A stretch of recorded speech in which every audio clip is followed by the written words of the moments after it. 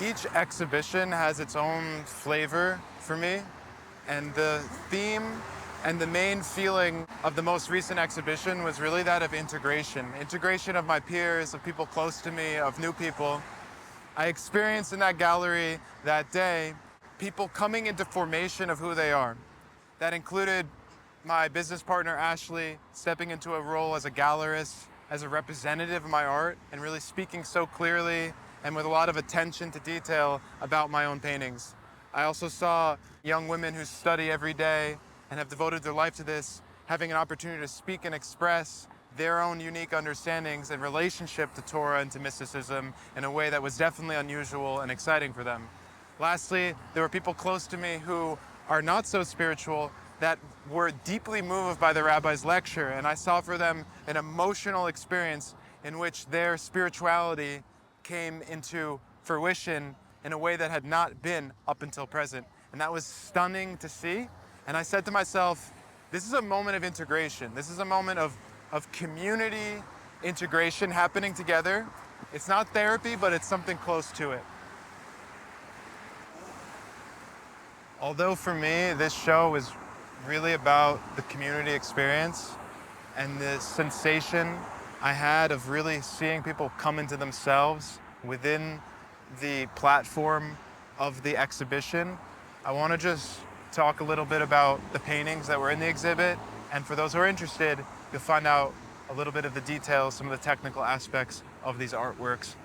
I want to start with the main painting, the showcase of the exhibit, which is a painting called Fruition from 2021. It's based on a very numinous dream that I had when I first started engaging with traditional Jewish life. There's a holiday called Rosh Hashanah, and I had a great vision in a dream involving pomegranate seeds, endless pomegranate seeds.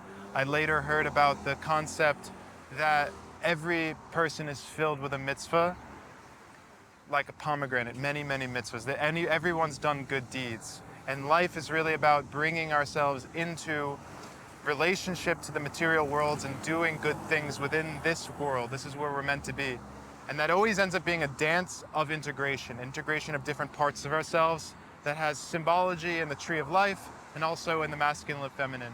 So it's a painting about dancing with life as a process of integration. I centered the exhibition around this painting, choosing other paintings from around that same time period to relate aesthetically. The style that I had in those days was a bit tighter, meaning that it was more illustrative and definite in what I was painting. I spent a lot of time making drawings and studies and thinking very carefully about the composition in order to achieve a certain result. And that idea of achieving a certain result is part of the outcome of those paintings in that they do have a specific result. I would add that exhibiting paintings that were from an earlier time period was interesting because the audiences are actually finding them new, even though they're old for me. There was one new painting in the show. There was one concept called Sefirot in the exhibition, and Sefirot is a concept from the tree of life. It means compassion or beauty or the union of two things, making something colorful and complex. Leading up to the time period of the exhibition, there was a Jewish holiday called Lag BaOmer, which associates to a certain mystic named Rabbi Shimon Bar Yochai. In studying Bar Yochai with friends and with Rabbi Raskin, I learned about how you can relate that mystic to the concept of Tiferet, Sheba Tiferet, meaning the beauty within beauty, or the compassion with compassion.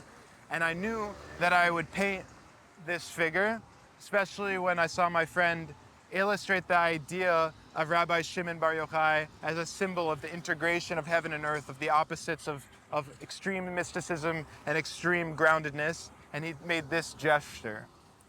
Now this gesture symbolizes something above and something below. So I set out to make the painting with using spray paint and acrylic paint for an immediate effect, for a spontaneous, improvised effect, something that doesn't have anything to be definite or controlled, but is rather allowing the paint and my body to bring about something special and related to the moment.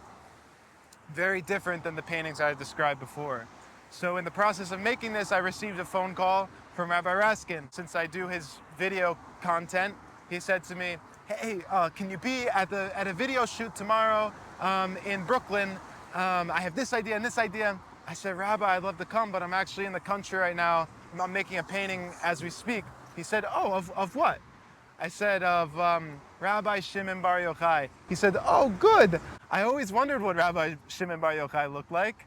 So I thought that comment was so funny. I decided to make a few more gestures on the painting and finish off the face and call the painting Portrait of Rabbi Raskin, imagined as Rabbi Shimon Bar Yochai, just because I liked the comment that he made right then. It was so quick, it was such a quip. And that's Rabbi Raskin in a nutshell. And that summarizes what I like about Chabad in a nutshell. Things happen quickly. The whole show came about because I walked into a grocery store and the Rebbitzin of the space said, Shmuel, when are we going to do a show at my gallery? I said, let's do it this month. We'll do it next month. Let's make it happen. And just like that, it happened. And it's very spontaneous. And Chabad has taught me to be spontaneous, to go after life, to get involved in this world, to try things, see how it goes. We can always adjust. Don't take things personally. Don't be too proud. Put yourself out there and let Hashem fill in the gaps. That's what Chabad's taught me, and I felt that that was an idea that came into fruition in this show.